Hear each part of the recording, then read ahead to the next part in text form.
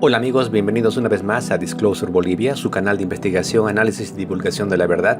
Hoy es 29 de marzo del 2023 y traemos un especial, una entrevista a uno de los pensadores, analistas y estrategas de alto perfil del MAS y PCP, Álvaro García Lineras, quien advierte de un grave peligro que se cierne sobre el MAS y PCP, que puede significar su vida y permanencia o su muerte política definitiva.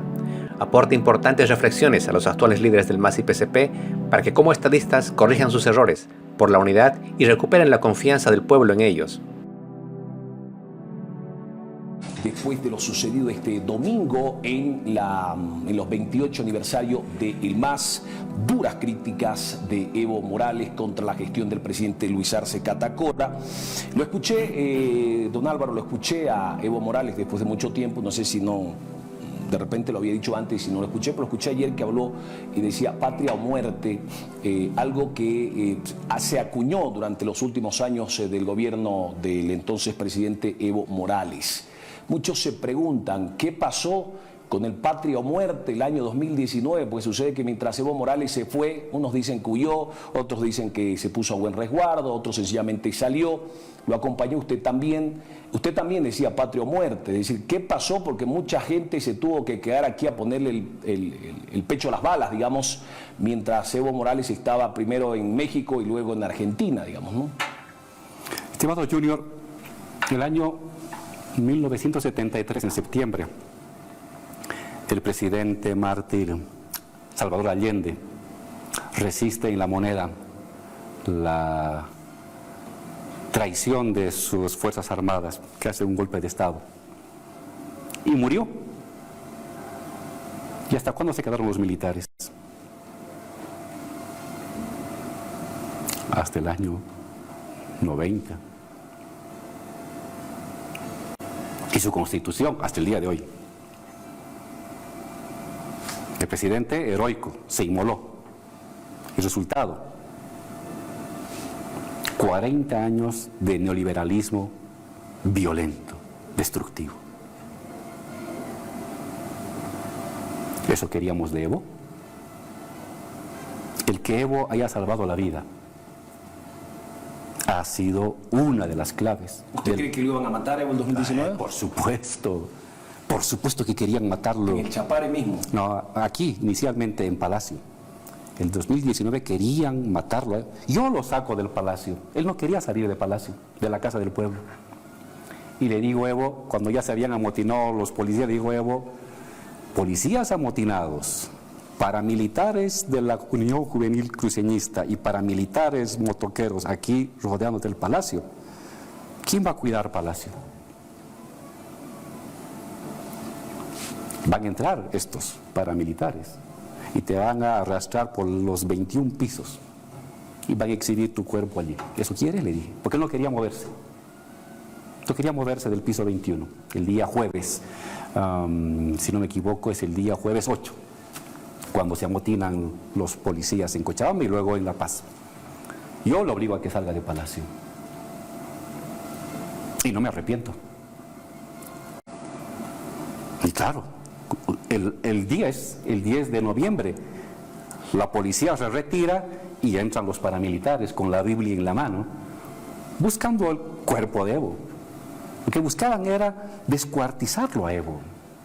Porque Evo era el indio que se había atrevido a ser presidente y se había atrevido a generar igualdad frente a unos sectores medios tradicionales decadentes que no podían ver cómo una persona de color de piel oscura podía comprarse una casa o ir o tener un auto o mandar a su hijo a la universidad. Lo querían destrozar a Evo. Y luego cuando nos vamos a la base aérea, el comandante Terceros, el traidor número 1 de la Fuerza Aérea, le quita el control del avión, del avión presidencial, y ahí casi lo detienen a Evo. Más bien se portaron leales algunos tenientes, capitanes del ejército, de la Guardia Presidencial, que los acompañaron hasta el trópico. Y llegando al trópico estaban una pandilla de carapintadas, encapuchadas de la Fuerza Aérea, que estaban dispuestos a agarrarlo a Evo. Yo me bajo, le dije, Evo, tú no salgas, quédate, Evo, en el avión, yo voy a salir. Si me hacen algo, que me hagan a mí, pero a vos no, tú cierras y no abres para nada la puerta. Y yo voy y veo a toditos los tenientes ahí, carapintadas con sus armas, dispuestos a tomar el avión presidencial. Y en eso, por suerte, llegan los compañeros del Trópico y rodean todo el avión para impedir de que estos tenientes o capitanes que estaban a cargo de la base en el Trópico lo detengan a Evo. Y luego, cuando vino el avión mexicano, tampoco lo dejaban salir, no querían dejarlo salir. Y es cuando yo lo amenazo a este criminal tercero que está en la cárcel. Y le digo, si tú no autorizas que salga Evo Morales, tus militares y 10,000 personas y este avión van a arder acá. ¿Quieres que sea eso? Y recién a las 12 de la noche autorizaron la salida. El objetivo era Evo. Y por eso el titular de un paramilitar que escribe en un periódico de aquí de La Paz colocó Evo, el enemigo público número 1. Acuérdese de ese comentario, de esa opinión. Evo simbolizaba la dignidad del pobre, del humilde, del campesino, del migrante, del provinciano, del aymara, del quechua. Eso significaba Evo. O sea, había que destruirlo. Y cuando no pueden agarrar a Evo, ¿qué es lo que hacen? ¿Qué hacen los golpistas? Queman la huipala. Un gran error. La cortan, la queman, fue el peor escupen. error, ¿no? Es que eso querían hacer con Evo. Y como no pueden hacer eso con Evo, lo hacen con la huipala. Entonces, eso querían el que dicen, oigan, ¿y por qué no resistió Evo? ¿Para que la destrocen y la quemen como a la huipala? ¿Eso querían de Evo? Y si eso sucedía, Evo mártir, ¿cuánto hubiera durado este proceso de derechización y de golpismo fascistoide de parte del movimiento pitita? Quizás hubiera durado décadas, como en Chile. Entonces, yo no me arrepiento de la decisión de haber ayudado humildemente a salvar la vida a Evo. Pero ¿qué falló? Porque en abril, tengo entendido que en un gabinete incluso se habló ya de que habían informes de que se estaba tratando de dar un golpe de Estado. Es más, se asignó algunas tareas a los entonces ministros de Gobierno, Defensa y Presidencia. ¿Qué pasó? Sí, ¿quién toma la decisión de dejarlo entrar a Camacho, por ejemplo, a La Paz o al Alto, cuando había gente que no le permitió inicialmente llegar? ¿Dónde estuvieron los errores? Porque incluso hubo un ministro, Carlos Romero, por ejemplo, que estuvo durante mucho tiempo en las calles de La Paz. Aparece un periodista que estaba al servicio de Murillo, y es él que lo devela al entonces ministro de Gobierno. Incluso me recuerdo yo que el ministro Murillo en aquel entonces trató de defenderlo, pero la presión fue tal que al final le soltó la mano. Yo creo que el gran error del año 2019, Junior, ha sido la excesiva confianza en los mandos policiales y mandos militares. Nos confiamos.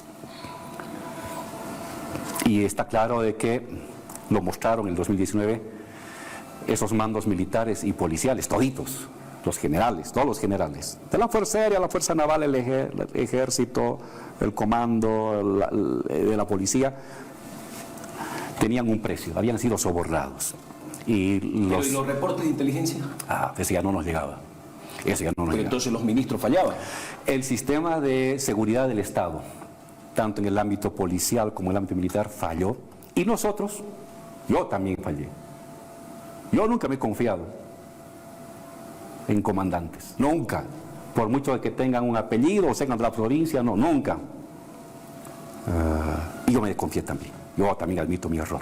Así como reclamo el error de los ministros de Defensa y de Gobierno, a quienes estimo mucho y los quiero mucho, pero el 19 ellos fallaron y yo también fallé. El vicepresidente también falló, porque el 2008 tenía mayor olfato y mayor agilidad para darme cuenta de lo que estaba pasando. El 2008 también nos fallaron los mandos militares. 2008. Claro que nos fallaron los mandos militares. No querían ir a tomar el control de Pando. Se los obligó a ir a tomar el control de Pando. Y luego tuvo que ir Juan Ramón para salir del aeropuerto para ir a tomar la gobernación. Es decir, ya sabíamos de que podía haber problemas en los mandos policiales y militares. Y yo el 2019 me descuidé. Confié mucho en que... Pero no era su labor, digamos, por eso tiene... Pero igual, ¿no? Pero soy pues un revolucionario, soy un conspirador. Era mi obligación también saber. Yo nunca he dependido de ministros, ni de gobierno, ni de defensa. Nunca. El 2008 no dependí de ellos. Yo tomaba decisiones, hacía el cálculo. Y el 2019 ya no lo hice. Y entonces podía haber fallado el ministro de Defensa y de Gobierno, pero yo también fallé. Y quizás yo fallé más que ellos. Si se trata de encontrar responsabilidades, yo también fallé más que ellos. Debía haber visto que aquí estaba circulando dinero con los generales de la Fuerza Aérea. Muy del difícil Ejército. era detenerlo a Camacho en aquel entonces, porque con eso de repente la situación cambiaba, ¿no? Porque se dio el lujo el señor Camacho de llegar hasta la puerta del Palacio de Gobierno y entró. Se dio el lujo de ser escoltado por 100 civiles y por 200 policías. ¿Quién autoriza la ¿Quién llegada autoriza? de Camacho? Mandos policiales. Mandos policiales. Ya esa era la señal de que tenían sobornados a todos los mandos policiales y militares y era el momento de entrar en acción. Pero no tomamos. Yo me equivoqué.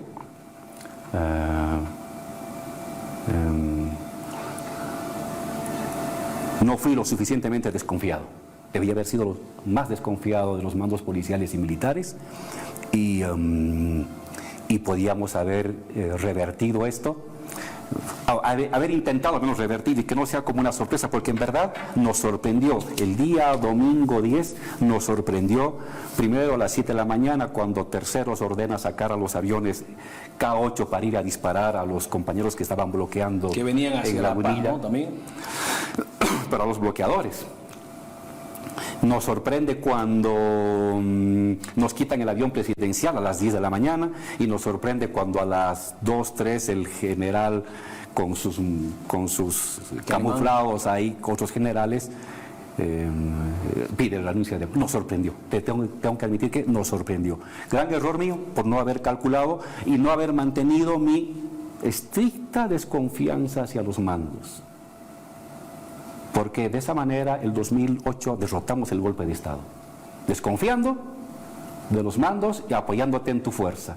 Y el 2008 nos confiamos mucho en ellos y ellos se dieron la vuelta y le dieron una puñalada a Evo Morales, al presidente que más ha hecho por las Fuerzas Armadas en los últimos 20 o 30 años.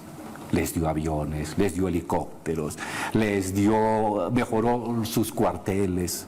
Terrible. Les dio tanquetas que luego estaban siendo usadas con su comando, sus acciones conjuntas para ir a matar en Sacaba y en El Alto. Fue terrible. Entonces... ¿No hubo traición del entorno? No. Hubo reacción lenta y falta de análisis político. Hay que admitirlo. No. Supimos enfrentar la movilización de las bandas paramilitares con movilización social.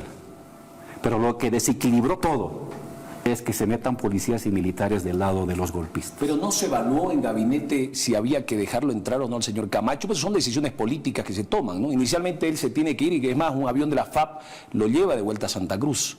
¿O es que ya el gabinete estaba un poco... Ya estaba muy... digamos, estaba asustado porque la gente en las calles... Claro, ya estaban amenazando con ir a quemar las casas de los ministros. ¿No se recibió un gabinete de hecho, eso? fueron a quemar. Que yo me acuerde, de momento no. Tengo que revisar mi cuaderno. Sabe que tengo todo Porque hasta el último minuto. Usted tiene escrito todo en un cuaderno. Sí. ¿Va a escribir un libro? No, eso va a ser para que lo publique algún día mi hija. Tengo de gobierno como 68 cuadernos. De todo lo que hemos hecho en el gobierno. Todos los días. 68 cuadernos de 100, 200 páginas. De todo. Debe estar en una caja fuerte. Y ahí está lo del 19, hasta el último día del 2019. Y ahí está, hay que revisar si está... Porque fue la policía que lo escolta, porque la gente estaba en el Alto, no lo dejaba entrar, ¿no? Y ya esa fue la señal que no la supimos entender. Se habían dado la vuelta. Porque lo escoltan como si fuera presidente a Camacho. Él vino con sus paramilitares en la línea aérea privada desde Santa Cruz. Trajo creo que 40 paramilitares y aquí le esperaban otros 60 policías sin ninguna autorización, con carros policiales, con motos, con chalecos de antibalas. Cuando uno luego ya ve el operativo, fue terrible. ¿Quién tomó esa decisión? Fueron ya mandos militares y policiales que se habían corrompido, habían sido sobornados, habían recibido plata. De hecho, ha salido el informe, ¿no?, de cuentas bancarias de Camacho hacia Calimán, de cuentas bancarias hacia llamadas hacia terceros, general terceros de la Fuerza Aérea, transferencias bancarias hacia el general de la policía. Ya los habían sobornado delante de nuestras narices y nosotros no nos habíamos dado cuenta. Ese es un error garrafal al momento de evaluar ciertas decisiones del año 2019. Ahora, no sé si lo tienen en control central listo el cuadro, por favor, porque usted dice los policías se volcaron, pero hay una publicación de la agencia de noticias Fides de aquel entonces, donde el mismo ministro de gobierno, es decir, era el brazo operativo, digamos, de Evo Morales y del gobierno, decía, garantiza la llegada de Camacho a La Paz y dice que lo acompañará a dejar la carta a Evo. Sí. No solamente se perdió el control de los mandos, parece también de los ministros, vicepresidente. Usted en ese entonces tenía la capacidad y el mando para poder llamar como si fuera el presidente de aquel entonces, ¿no? Porque Evo Morales le tenía mucha confianza a usted. Sí, pero lo central es la pérdida del control sobre mandos policiales y militares. Creo que ese es lo central. Porque se amotinan, se olviden, se amotinan, es decir, desconocen la autoridad legal del Estado y del gobierno y de su comandante. Y comienzan a operar por cuenta propia en función ya de otro tipo de intereses privados. Pues creo que eso fue la fuerza decisiva que desequilibró la balanza que estaba entre... 6 de noviembre, mire, dice, ustedes se van el 12, ¿no? El 12 de noviembre renuncian. Nosotros 10. renunciamos el 10. El 10, pero el 6 ya su ministro de gobierno decía que iba a acompañar a dejar la carta, es decir, ¿fue una decisión política? Bueno, en todo caso, todos tienen derecho a entregar una carta, eso no es ningún problema. Pero ya se sabía que se venía un golpe. No sabíamos que se venía de parte de los policías y los militares. Sabíamos que había un golpe cívico y paramilitar en marcha. Y la manera de enfrentar ese golpe cívico y paramilitar en marcha era con organizaciones sociales y los organismos del Estado. Pero cuando los organismos de coerción del Estado se dan la vuelta, te quedas sin la fuerza decisiva. Eso es lo que hace girar radicalmente el desenlace del 2019, el día 10. Cuando los que están encargados de proteger al Estado están en contra del Estado y del gobierno, ya no hay nada más que hacer. He contado varias veces, no es un secreto, frente a eso yo le digo a Evo, resistiremos. ¿La paz? No, la paz. A estos golpistas y a estos generales golpistas de la policía y del ejército los enfrentaremos aquí en La Paz. Y queríamos llevárnoslos a Evo al Alto. Teníamos un operativo para llevárnoslos a Evo al Alto, a las zonas donde siempre hemos trabajado y donde tenemos siempre una presencia y donde hay una experiencia de lucha y resistencia contra las fuerzas represivas. Y Evo tomó la sabia decisión de decir no. Y fue muy sabia y valoro. Mi posición era resistamos. La posición de Evo fue no. Pero no estaba solo, don Álvaro, porque habían movimientos sociales, había diferentes sectores que estaban listos para venir a defender la Casa Grande del Pueblo. Sí, pero lo que dice Evo es, si resistimos, y podemos resistir, esto va a costar sangre. Pero las revoluciones, sí, todos los libros dicen que es con sangre, ¿no? Sí, eso dime a mí. Yo estoy dispuesto a correr ese riesgo. Yo he luchado para eso, yo vengo de esa escuela. Pero me equivoqué, porque tuvo razón Evo. Evo dice no. Podemos resistir, pero eso va a costar sangre del pueblo. Y yo no quiero que nadie muera por mí. Y me parece justo, me parece muy sabio. Yo, más impetuoso, mi formación guerrillera, digo, resistamos a estos criminales. Pero Evo dice no, porque esa resistencia va a generar muertos y vamos a dejar viudas y huérfanos. Y eso yo no quiero. Voy a renunciar. Y al final él tuvo la razón. ¿Sabes por qué tuvo la razón, estimado Junior? Porque un año después ganamos las elecciones otra vez. Pero fue por todo lo que hizo Áñez, digamos, ¿no? O sea, pero si no hubiera porque tomado... si Áñez no haya sido candidata y Áñez no haya, o su gente no haya robado como robaron, un hecho que develamos durante todo el 2020, digamos, de repente Carlos Mesa sería el presidente en estos momentos. Es que son lo mismo, ellos siempre roban. Siempre se han dedicado a privatizar empresas. Es decir, lo que es de los bolivianos, a venderlo a sus amigos, a los extranjeros. Siempre lo han hecho eso. O sea, Áñez no es una anomalía del comportamiento de la derecha. Pero lo hizo muy mal, ¿no? Y es demasiado evidente. Muy rápido robaron, digamos, ¿no? Eran unos angurrientos, pero iban a hacer lo mismo. Entonces, era el no haber enfrentado y haber generado muertos ante este golpe, fue la clave de la victoria del 2020. Y eso hay que tomarlo en cuenta. No gana Luis y David porque caen del cielo. Ganan Luis y David porque hay toda una trayectoria de transformaciones previas. Hay un liderazgo de Evo Morales que se mantiene vivo y que mantiene unido el instrumento. Porque imagínense... Hasta ese entonces, digamos, ¿no? Imagínense Evo muerto. ¿Cuántos más hubieran? Más 1, más 2, más 3, más 4, más 5, como ha pasado con el MNR. Mucho se dijo que un más, sin Evo Morales como candidato, no iba a poder ganarle a nadie. Y el 2020 ganó Luis Arce, digamos, y Evo Morales no era parte de la fórmula. Sí, pero Evo Morales fue el gran arquitecto de la fórmula y era la gran figura unificadora. Ese es el aporte. No estaba en la papeleta, pero estaba atrás. Significaba y simbolizaba la unidad de un proceso histórico. Entonces, evidentemente, es un gran aporte de Luis. Hicieron una muy buena campaña con David. Y una buena parte de los 55% es el trabajo de David y de Luis. Pero ellos no han cosechado en el desierto, han cosechado de un terreno sembrado por Evo, ¿no? Y el que haya seguido vivo Evo impidió de que se haya dividido el instrumento en 4 mases o en 5 mases. Y ahora corremos el riesgo con Evo y con Luis de dividirnos en 2 mases y eso hay que impedir. Ahora, ¿se es consciente de que si sigue esta división, Evo Morales de repente va a tener que volver a salir? Ya no sé si alguien le va a enviar un avión, digamos, ¿no? O a Luis Arce, o a usted, digamos, porque usted ha sido vicepresidente y por lo tanto la derecha tampoco lo va a perdonar, digamos, ¿no? La oposición, como se le llama. ¿Son conscientes de eso, don Álvaro, de que si Evo Morales y Luis Arce siguen peleándose con o sin razón, por o no por pegas, digamos, como lo dice usted, el 2025 pueda que no solamente ellos, sino mucha gente tengan que salir el día de la elección cuando se conozca que el MAS no ganó y que algún otro candidato, digamos, de la oposición en estos momentos vaya a asumir como tal, porque van a empezar a desembolsar los 14 años de Evo y los 5 años de Luis Arce, digamos, ¿no? Estimado Junior, el 2020, este ministro ladrón en la cárcel en Estados Unidos, Murillo, tuvo todo un año para usar la IUF, el apoyo de los bancos internacionales. Pero se dedicó a robar, yo creo que no tenía tiempo siquiera para... Tuvo tiempo, porque hasta mi hija la hizo buscar. Hasta mi hija, de 2 años.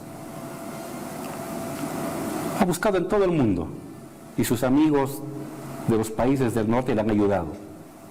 ¿Qué han encontrado de Evo Morales y de Álvaro García afuera? Nada. Ni una casa, ni un auto, ninguna cuenta bancaria, ningunas acciones en una empresa. Nada. Nada. Y tuvieron un año y todos los aparatos del mundo para encontrar un atisbo de corrupción de Evo y de Álvaro. No encontraron nada. 0. Porque así somos. Así somos. Evo y Álvaro así somos. Vivimos de nuestro trabajo. Ante una nueva sonada, me va a encontrar aquí. ¿No se va a ir usted? Me van a encontrar acá. Y lo saben ellos. Y yo me preparo. Me van a encontrar acá. Para bien o para mal. No sé de Evo. Evo seguiría buscando el protegerlo.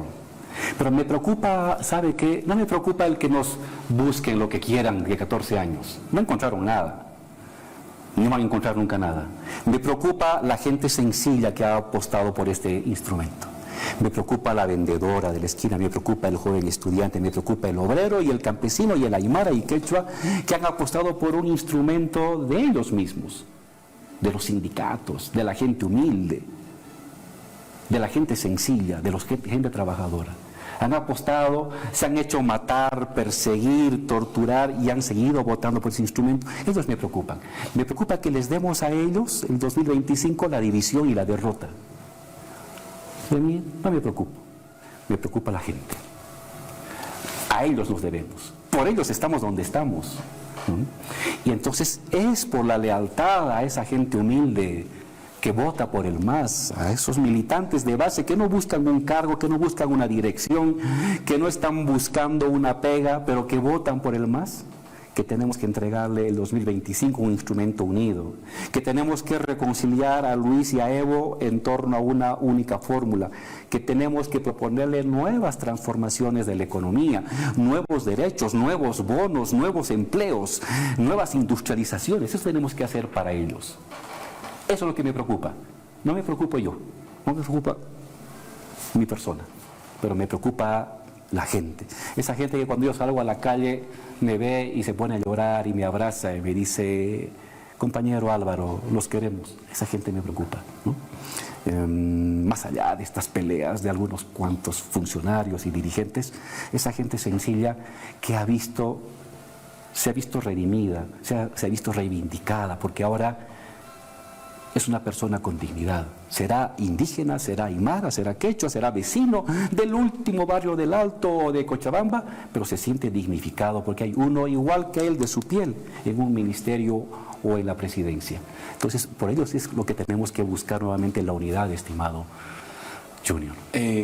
Álvaro, usted, le pregunto, camina por las calles, escucha a la gente, tiene contactos, porque se ha escuchado desde hace ya algunos meses atrás algunas voces, por ejemplo, que le piden a Evo Morales dejar gobernar al presidente Luis Arce. ¿Ha escuchado usted alguna de esas voces? ¿Coincide con ellos? Le voy a ser honesto, Junior. Lo que yo oigo de la gente en la base no entiende estas peleas. No entiende. Es de políticos. Le molesta. No está en el detalle del día a día del que me dijo, que no le dijo, que me miró. Eso es para una pequeña burbuja, una élite política y social y sindical. La gente de abajo está en lo suyo. ¿Qué es lo que preocupa a la gente? Algo que dijo el presidente Evo.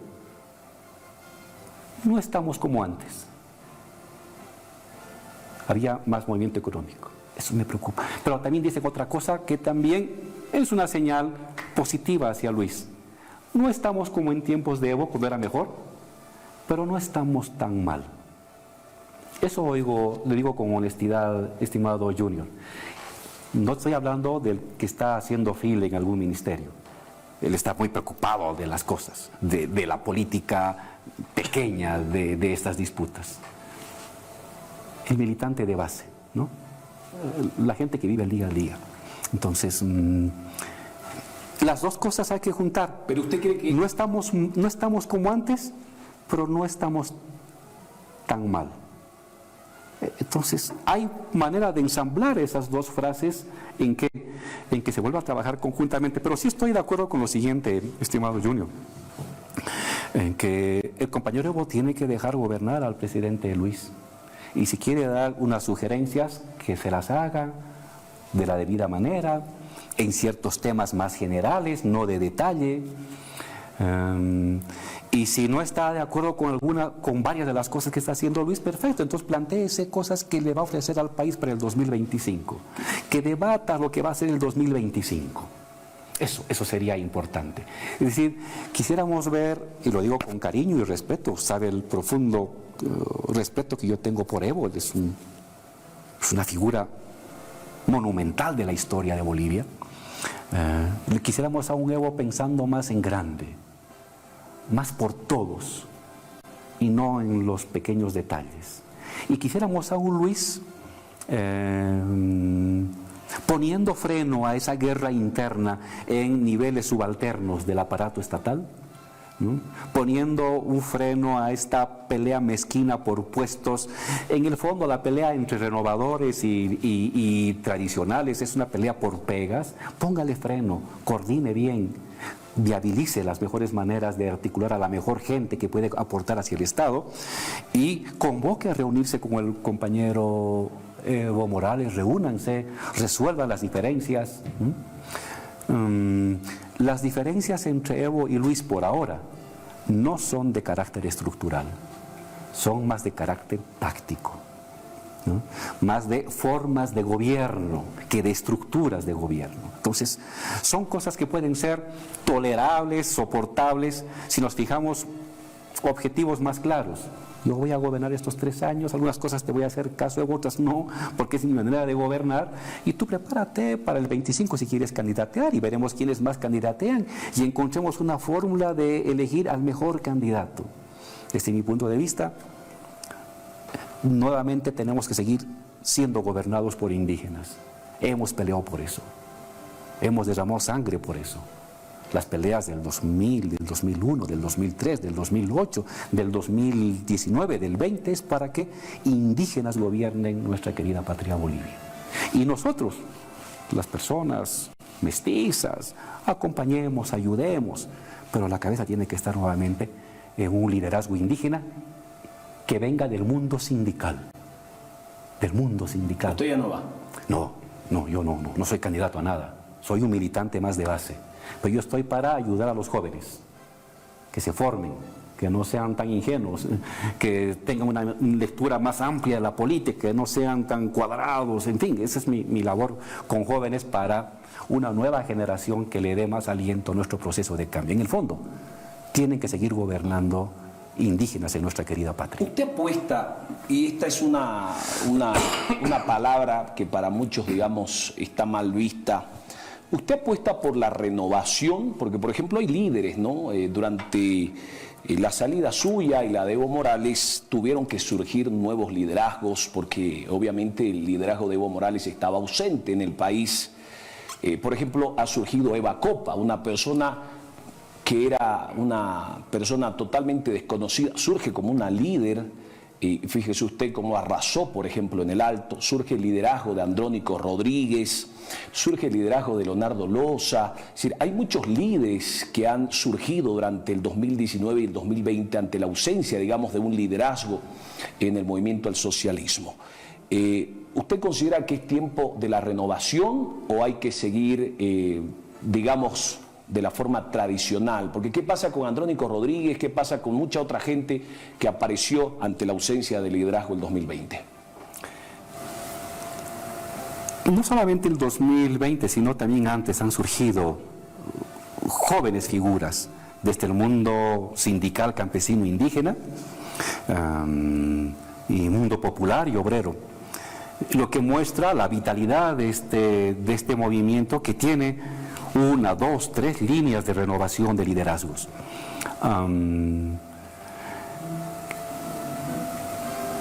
¿Cuál de ellos podrá mantener la unidad de nuestro movimiento? ¿Cuál de ellos podrá conquistar la adhesión? Porque la adhesión no es algo que se logra muy fácilmente, ¿no? No es algo que se logra muy fácilmente. Veamos cuál de esos, o un liderazgo histórico, Evo Morales, cuál de ellos es el que mayor aceptación y apoyo de los sectores sociales logra, y en torno a él vayamos adelante. Pero yo no descartaría que nuevamente Evo Morales pueda ser el candidato, si es que logra el apoyo general, no de unos cuantos dirigentes, sino de a base. Y si surgen otros líderes jóvenes, que surjan, que se fogueen, que se muestren, que batalleen. Los líderes se construyen en la batalla. Y creo que a algunos de ellos les falta todavía un trecho de batallas. Pero yo no descartaría ninguno. Simplemente diría, la condición es nuevamente aymaras, nuevamente quechuas, que vienen del mundo sindical y comunal a la presidencia. Y ensayemos una fórmula de vicepresidente de otro compañero de las clases medias, podrá ser Luis o un ministro o otro compañero, o la compañera Adriana Salvatierra, en fin, hay muchas personas. Yo no le digo debe ser la candidatura, pero debería ser indígena, aymara, quechua, del mundo sindical, la clave, mundo sindical, porque somos una estructura sindicalizada. Así está organizada lo popular, lo plebeyo en Bolivia. Y lo segundo es que pueda mantener la unidad de los distintos movimientos sociales. Evo, Andrónico, otro líder, Loza, veremos cuál de ellos lo logra. Lo importante es que entre las dos cabezas actuales de nuestro movimiento, Evo y Luis, se pongan de acuerdo del mecanismo de selección de los candidatos. Porque si no nos ponemos de acuerdo en el mecanismo de selección de los futuros candidatos, tomando en cuenta primarias, tomando en cuenta asambleas del Pacto de Unidad, tomando en cuenta encuestas, etcétera, si no resolvemos el mecanismo de esa toma de decisión, lo que va a suceder es que nos vamos a fracturar. Y de la fractura vamos a pasar a la división. Dos cuerpos, dos cabezas. Y eso sería la catástrofe para este movimiento político. Que ya ha habido una catástrofe en las elecciones subnacionales, ¿no? Mire usted cómo, no sé pues si fue el dedazo o si fue la imposición o si fue la falta de coordinación, pero fíjese usted, se pierde la gobernación en Chuquisaca cuando había gente que estaba, organizaciones sociales, ¿no?, que planteaban la candidatura, se perdió la alcaldía en Cobija, se perdió la gobernación en Pando, se perdió la alcaldía del Alto, se perdieron muchas otras gobernaciones y municipios de ciudades capitales como tal.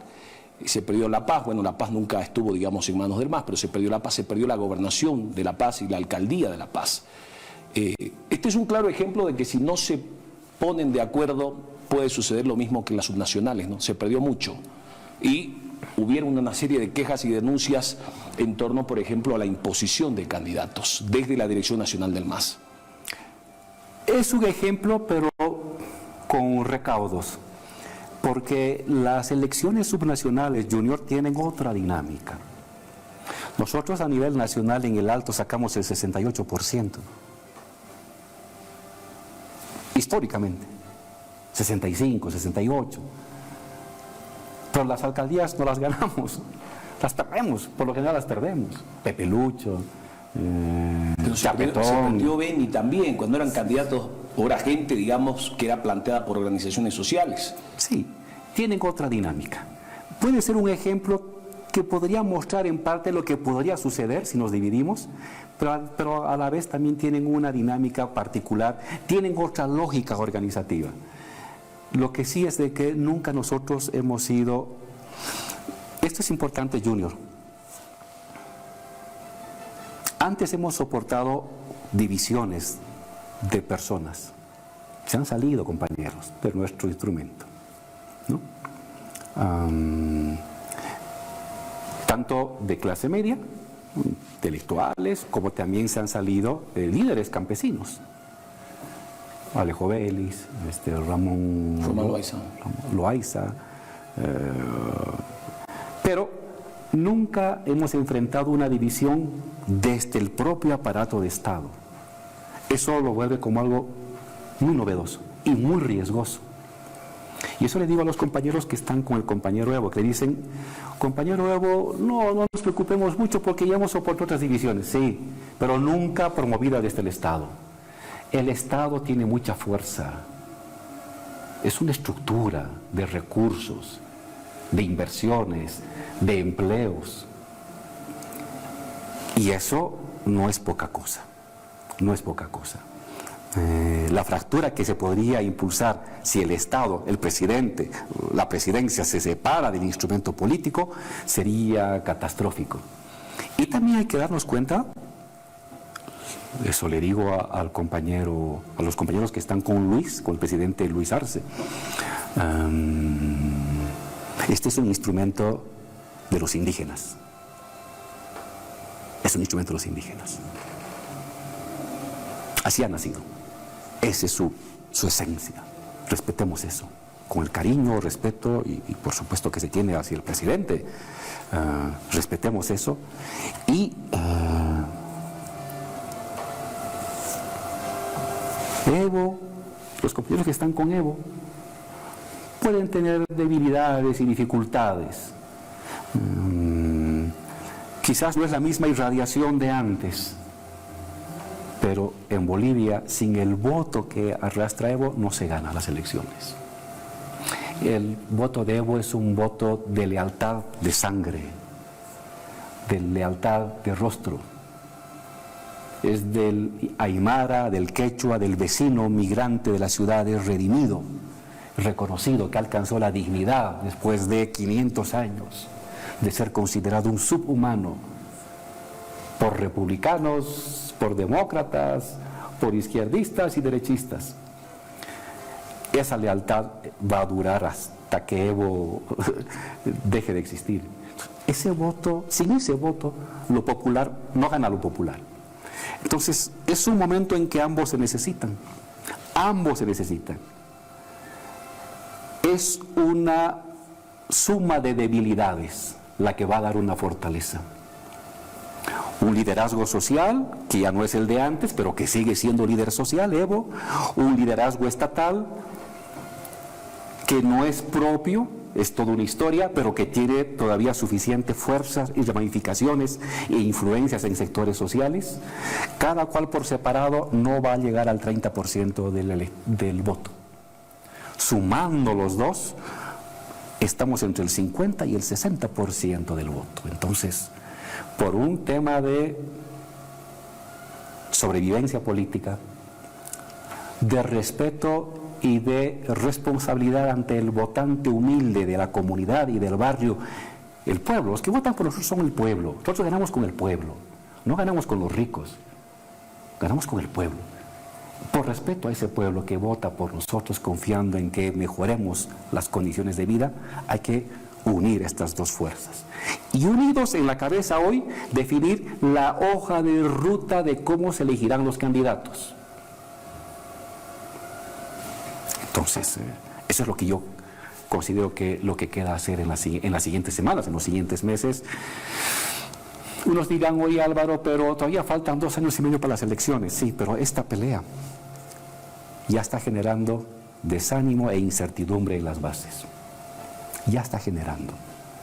Y luego recuperar esa incertidumbre y malestar en las bases nos va a costar mucho o va a ser imposible. Entonces, no sigamos desangrando nuestro instrumento, no sigamos defraudando a los votantes populares, indígenas, campesinos, barriales y obreros de nuestro instrumento y logremos una unidad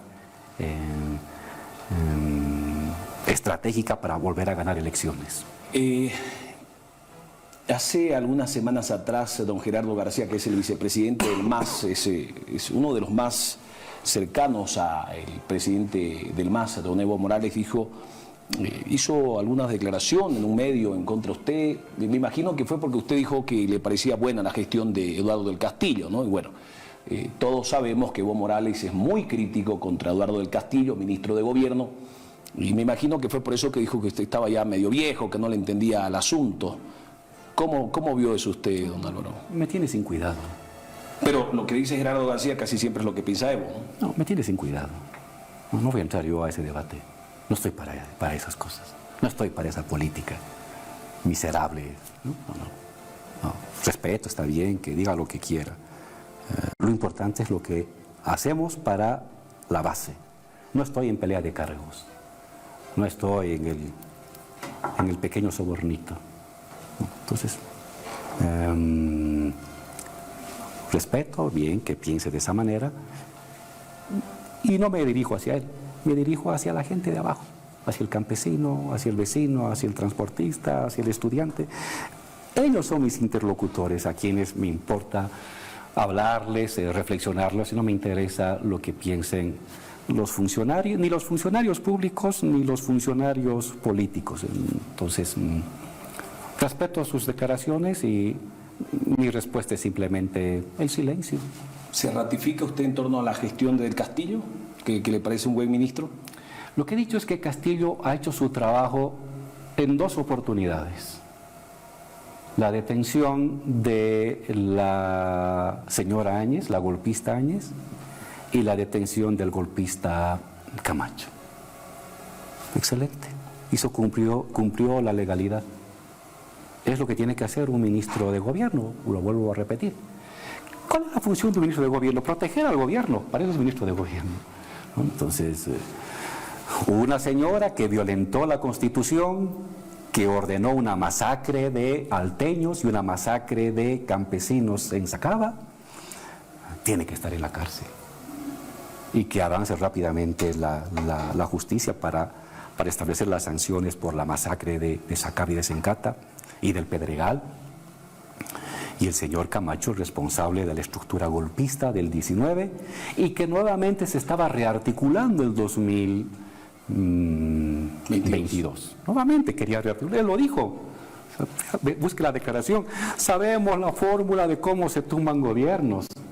La fórmula es sobornar comandantes y formar paramilitares, esa es la fórmula. ¿Qué tiene que hacer un ministro de gobierno? Proteger a su gobierno de un paramilitar golpista.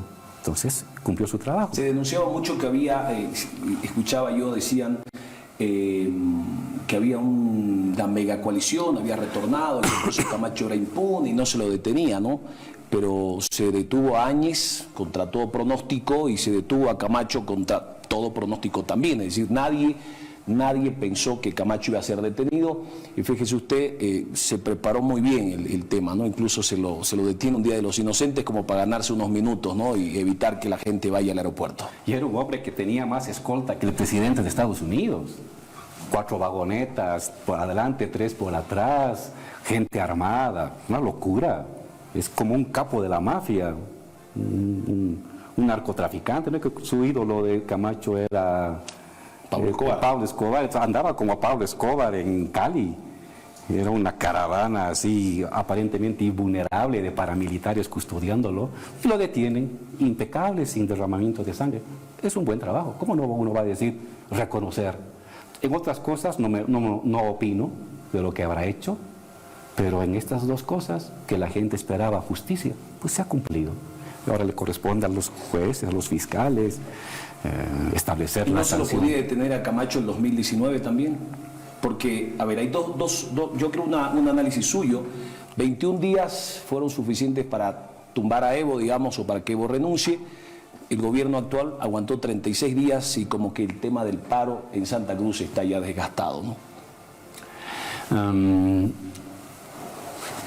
Esta ha sido una derrota terrible para Camacho y para los cívicos. Una derrota estratégica.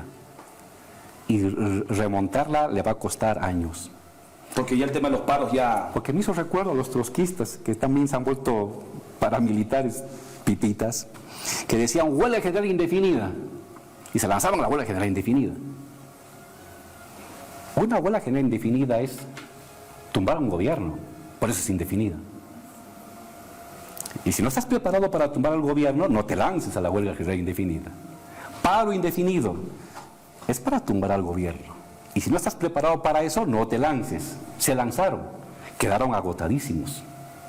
Se fracturó el frente cívico, la alcaldía por un lado, la gobernación por otro, pedazos de empresarios por un lado, pedazos de empresarios por otro lado, y la gente muy cansada, la gente harta de ser usada políticamente para poniendo en riesgo su vida cotidiana, porque el cruceño, al igual que el paceño y el cochabambino, viven al día. Unos cuantos tendrán sus reservas de dinero en los bancos o en cuentas extranjeras, pero la mayoría vive al día, trabaja al día, tiene deudas, tiene inversiones de pequeña escala. Entonces, 36 días es la huelga regional más larga de la historia de Bolivia. Y fracasó. Llegaron a lo que ya tenían al principio. Entonces, ¿usted cree que nuevamente, aún los más fervientes apoyadores de lo anillo 3 o 4 o 5 volverán a movilizarse ante una nueva convocatoria del Comité Cívico? Para nada, para ser derrotados, porque fue una derrota en toda la línea. Ellos dicen, hemos triunfado, no, pero no han triunfado en nada. El Comité Cívico fue derrotado estratégicamente. Y hubo una estrategia del gobierno para desgastarlos. Y funcionó. Y funcionó esa estrategia. Y aquí hay un problema más para los cívicos en Santa Cruz. Los cívicos de Santa Cruz y algún pedazo de las élites cruceñas han renunciado a la política de irradiación hegemónica que tuvo desde los años 50 hasta los años 2000. ¿Qué era su política hegemónica? Al migrante que viene a Santa Cruz, lo llevan, lo conducen a que renuncie a su migración, renuncie a su identidad previa y se vuelva camba para ser aceptado como camba. Y para hacer eso tiene que ser más malo con el nuevo migrante que viene. Y funcionó. Hubo un cabildo del pueblo también, ¿no? El Chirihuán. Funcionó. En los años 60, 70, 80, 90, 2000 funcionó. Ahora ha habido un giro. La migración es tan grande que las élites, y migración también trabajadora y con dinero, que las élites han quedado más reducidas, tienden a ser ya una minoría. Y en vez de decirles, de mantener esta táctica de acambate renunciando a tu identidad colla, le dicen, por mucho de que hagas eso, sigue siendo un colla. Eso funcionaba cuando la migración era minoría, pero cuando la migración es mayoría, te estás colocando una muralla feudal a la mayoría de Santa Cruz. Eso va a tener efectos políticos en los siguientes años. Es una pérdida de hegemonía. Se están encostrando las élites cívicas y este otro mundo migrante mayoritario se está reafirmando en su identidad. Porque dicen, voy allá, quiero ser camba, me comporto como camba, hablo como camba y no me aceptan como camba. ¿Qué me queda? Reafirmarme como colla. ¿Dónde? En el Plan 3000, en la villa, en el comercio, en el mercado, en la fiesta, en los mercados, en el mundo informal, en el mundo laboral. Eso va a cambiar la correlación de fuerzas de Santa Cruz, donde siempre el sector empresarial tenía el liderazgo moral e histórico de Santa Cruz. Hoy ya no. Hoy ese liderazgo se está quebrando porque va a surgir un liderazgo de este mundo migrante despreciado. A pesar de los esfuerzos que hace el migrante para ser aceptado, sigue siendo despreciado. Ahí se está gestando ahora nuevos liderazgos y va a cambiar la composición política de Santa Cruz en los siguientes años. Ese tipo de errores estratégicos también han marcado esta gestión de Camacho y del señor que estaba a cargo del comité cívico y de Calvo, ¿no? Derrota, encostramiento, enfeudamiento y afianzamiento de las identidades migrantes alrededor de esas murallas feudales. Va a cambiar la correlación de fuerzas en Santa Cruz en los siguientes años. Yo lo escucho a usted, don Álvaro, y no lo veo que le cuesta, digamos, criticar cuando tiene que criticar, o reflexionar cuando tiene que reflexionar, o felicitar cuando tiene que felicitar algo bien hecho, por ejemplo, en este caso del ministro del Castillo, del presidente Luis Arce. ¿Usted cree que así como el presidente Morales, presidente del MAS, que fustiga duramente al gobierno del presidente Arce, también debería reconocer sus aciertos cuando haya? Sin duda, sin duda. Creo la actitud, en mi humilde posición, del presidente Evo frente al gobierno, nuestro gobierno del compañero Luis, debería ser distinta. Ciertas cosas mirándose a la cara, Luis y Evo. Y diciéndose lo que tengan que decir. Lo que tengan que decir. Ciertas cosas es ahí. Otras cosas públicamente, por supuesto, es parte de nuestra formación sindical, se hacen otras cosas, se critican públicamente, pero aceptar en el fondo de que él es el presidente. Quizás el problema fundamental es ese, aceptar que él es el presidente, que no hace lo que yo haría, por supuesto, tantas cosas está haciendo el compañero Luis que yo no haría, y tantas cosas yo haría que Luis no las va a hacer, pero pues las tengo que aceptar, ¿no? Es nuestro compañero, ¿no? Entiendo sus virtudes y también entiendo sus límites. Sé hasta dónde puede ir y hasta dónde ya no va a ir, ¿no? Cuando digo que, por ejemplo, no es un gobierno que va a hacer grandes reformas estructurales, no las va a hacer, porque no es su carácter, nunca lo fue. Pedirle al compañero Luis grandes reformas estructurales, no. Le puedo recomendar ciertas reformas tácticas, oye, el tema de la ley del oro y el tema de un control del sector de las exportaciones. Oye, puedo recomendar que se reúna con el sector empresarial, que ahora exporta el 73%. Tienes que reunirte. Pero eso no son temas estructurales. Entonces, porque si le propongo temas estructurales, sé que estoy hablando contra la pared.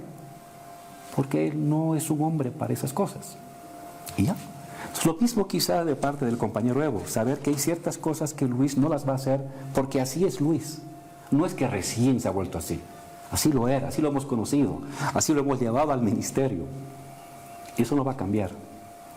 Entonces podemos hacer observaciones y recomendaciones más tácticas, más de reformas parciales a la gestión, y proponiendo y guardando y conversando con la población para grandes reformas que mejoren la economía para el 2025, cuando tenemos que hacer importantes reformas para volver a darle a nuestro proceso de cambio un nuevo aire para los siguientes 15 años, y tienen que centrarse fundamentalmente en el protagonismo estatal, en la industrialización. Antes de ir a una pausa ya para despedirnos, usted dice, habló hace un mes con el señor Evo Morales porque Gerardo García lo atacó, pero también lo atacó a Héctor Arce. A ver, muéstreme esa publicación, por favor, de Página 7. Y le pregunto esto porque hay gente muy cercana, hay gente de mucha confianza, ¿no?, a don Evo Morales. De repente, don Evo está enojado con usted y usted no se ha enterado, ¿no? Mire, el diputado Arce sobre García Linera. Hoy Álvaro es otra persona, no se define, es tibio y desleal.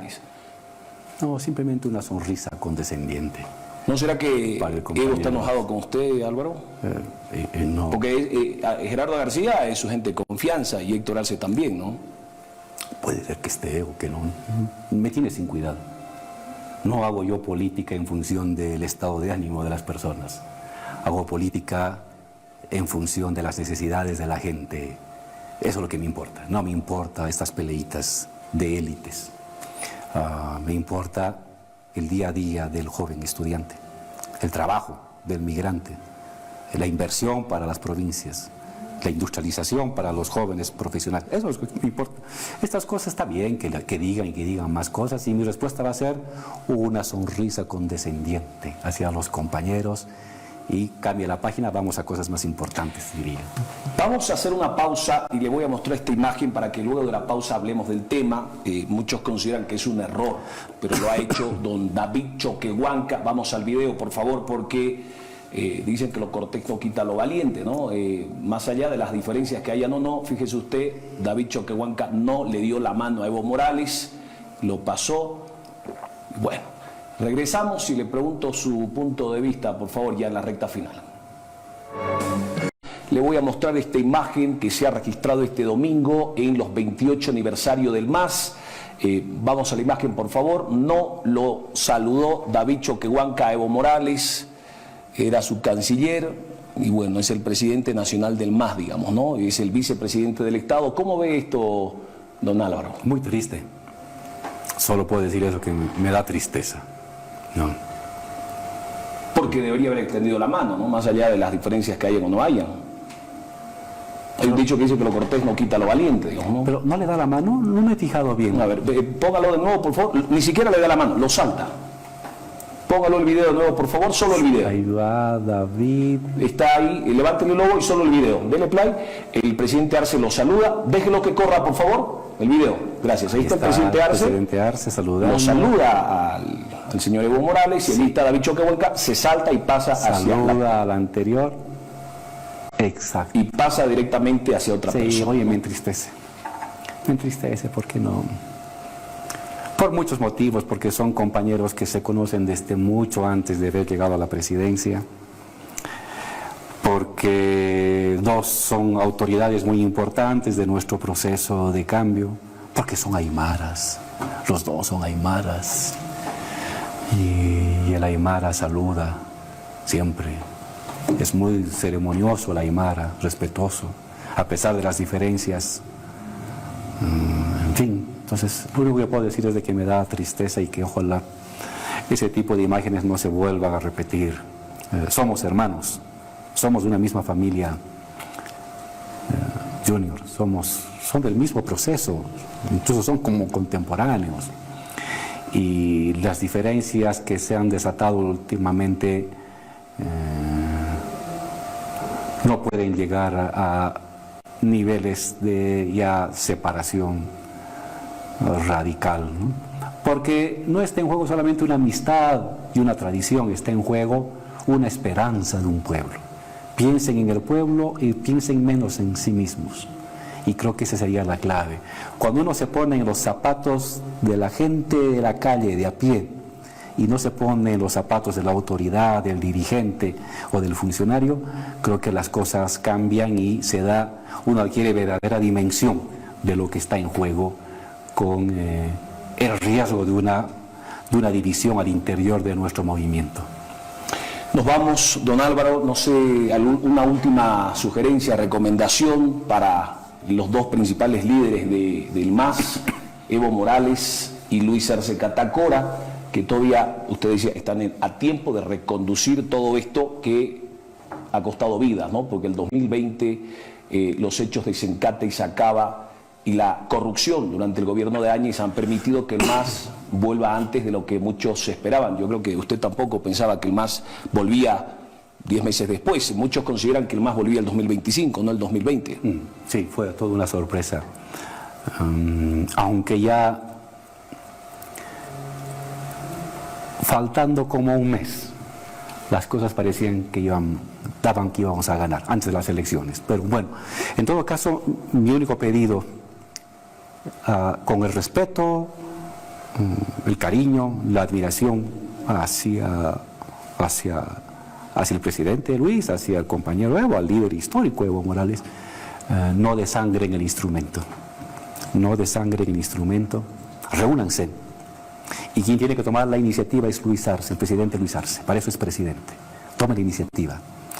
No vayamos a repetir cosas que ya se han dado ese tipo de separaciones en otros países de América Latina. Y el resultado ha sido la derrota. No repitamos ese camino que ya conocemos a dónde conduce. Pongámosle freno. Siéntense, conversen, definan reglas de tolerancia, definan reglas de definición de las candidaturas en el 2025, definan cosas que se pueden observar, cosas que se va a dejar pasar en términos de gestión, que corresponde a la dinámica y a la personalidad del que es presidente o vicepresidente. Y ante todo, piensen en los votantes, piensen en esa gente sencilla y humilde que confía en sus líderes, confía en el instrumento, confía en sus sindicatos, confía en que el liderazgo indígena puede seguir conduciendo nuestro país y que este proceso que le ha devuelto la dignidad a Bolivia y a la gente trabajadora pueda mantenerse varias gestiones más. El riesgo de la derrota tiene dos nombres como autores y el riesgo o la posibilidad de la victoria también tiene dos autores. En ambos casos es Evo y Luis, que nos pueden llevar a la victoria y ojalá que sea así, y queremos colaborarles en que sea así, o que también pueden llevarnos a la derrota. Y ahí en eso no los vamos a colaborar, no los vamos a colaborar.